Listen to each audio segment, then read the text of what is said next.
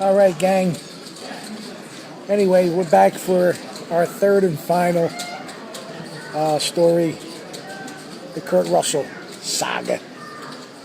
Anyway, first of all, I see the weather out there. My God, in Philly. It's brutal, huh? Well, stay warm and just count the days. You guys will be out of that in no time. As you can see, we're getting beautiful, gorgeous weather out here on the West Coast. So anyway, before I get into this little story, I just want to make sure, I don't know if I mentioned it, but I told you how cool Andy Garcia was. Ray Liotta, at the end of the day, wound up also being very cool himself. And what other word can I use but cool? You know, he actually sent me a synopsis of what he read and what he thought. I lost that somehow, but I do have a letter from his manager telling me any other submissions, please come to our office. But Ray was nice enough to send me back a synopsis of what he thought, and so I'm sure he's just as cool as Andy. Also, the Kurt Russell thing, I believe I actually went to Kurt Russell's house first. I believe I did. But anyway, again, I knew the street where he lived. Somebody described the house to me. One of my friend I told you worked on locations when I was talking with his other buddy. It was very easy to find on the certain street in Pacific Palisades. And he described the house, and it was, when I went there, obviously it was the right house. So I pull up, and Kurt Russell, the reason why I'm bringing it to Kurt Russell is, again, my movie had a little baseball taste to it, and I have heard that Kurt Russell was a baseball man in his younger years, and had some minor league experience. That's what I remember hearing, and I believe it's true, and that's what made me seek him out. I figured he would understand the screenplay, and he'd be perfect for the lead role also. So I pull up to this beautiful mansion. Again, a huge gate, intercom, camera, ring the buzzer, and a woman answers the intercom with an accent, and I'm thinking it's probably the help, and she's like, "Who is it?" And I'm like, "Who is it tonight? What am I going to do? Introduce myself?" It's like, "Hi," I say. And first, let me also say, please, I would never pull a Brian Williams on you guys and embellish anything of this. I'm giving it to you the way I remember it. It's etched in my mind, and I promise you, this is the way it all went down. So I ring the bell. She says, "Who is it?" And I'm like, I don't even introduce myself. I go, "Is Kurt home?" And she goes, "Yeah, who is it?" Like, she's not giving me any information. I'm saying, "I have something for Kurt.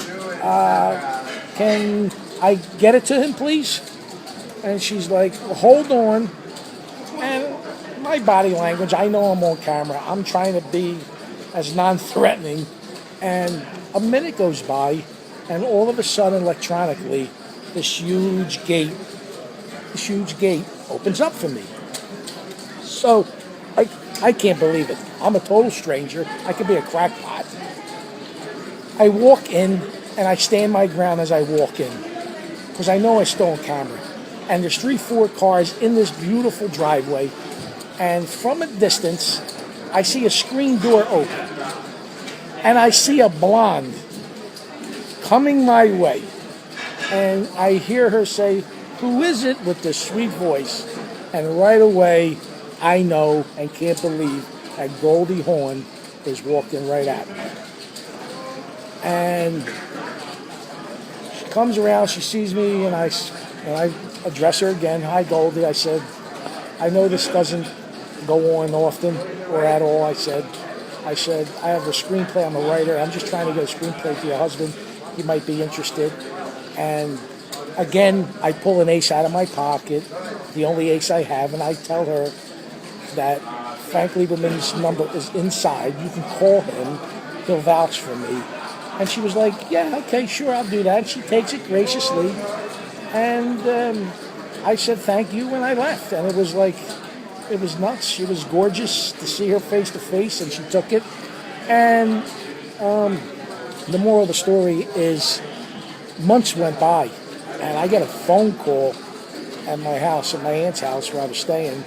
And I remember the woman who answered the intercom. I heard her accent or her voice, and she told me who she was and where she was.